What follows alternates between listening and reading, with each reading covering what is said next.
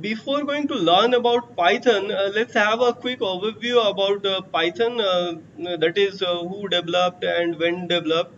So, the language Python has been developed by Guido Van in the year of 1991. And in last few years, many of us started using these language because of its simplicity and less lines of code. Many of you have seen the logo of Python, right? Can anyone have any idea what the Python logo signifies? So, no issue. Let me give you a short brief about the Python logo. Guys, if you closely observe the Python logo, you can see the letter P, right? And the letter Y, right?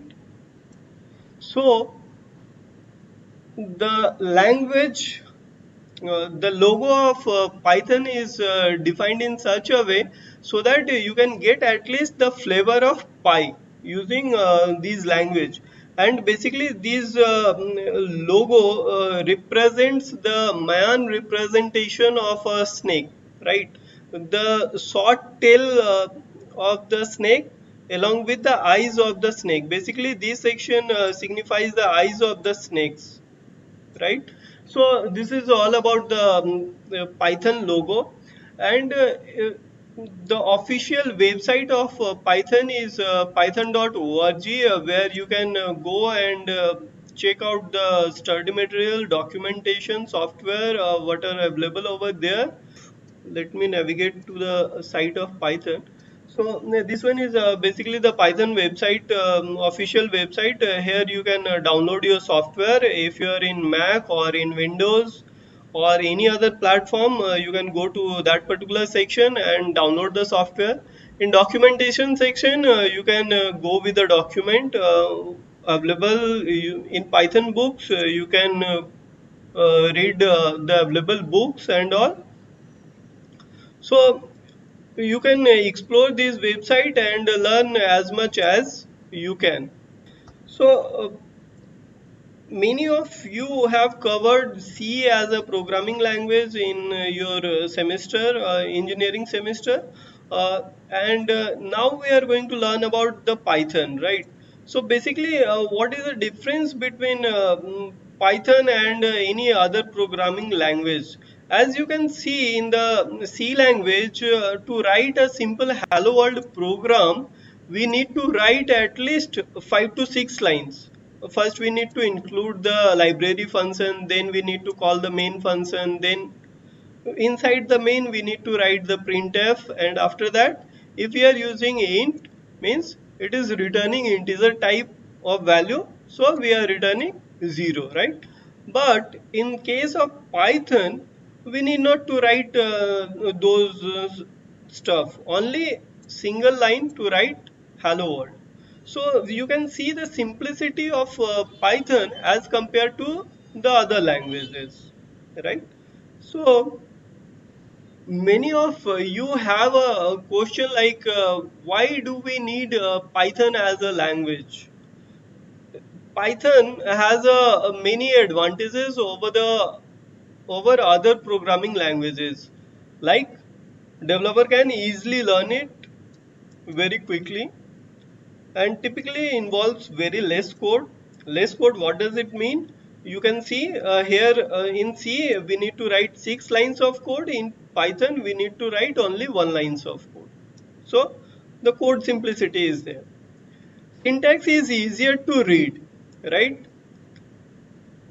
Many of you don't know, those who are not from the programming background might not know what does it mean hash include. But in case of Python, as these things not there, so simply one liner, if you need to print, you just call the print function and pass your value, whatever you want to print it, right? So syntax is very easy to read, utilized by every major company nowadays. The reason is uh, as simple as that. Python is having many libraries function which can be used in either artificial intelligence or in machine learning or in your natural language processing. So it has a huge library base using which you can write a very simple code, and as because of that many industry is using Python in their company. So there are two versions of Python. One is Python 2 and another one is Python 3. Many of you have a confusion that which version should I learn, whether Python 2 or Python 3. So uh, choosing any of one is very difficult as a beginner in this programming language. So many companies still using legacy Python 2 to maintain their code base, because the reason is they are already having a running project, and then they don't want to do any kind of changes, right? So Python 2 also sometime we need to have some idea, as well as Python 3 also we need to learn.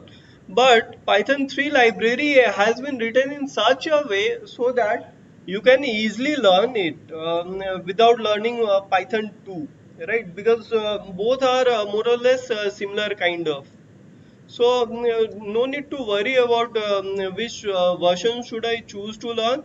If you learn Python 2, then also you can easily learn Python 3.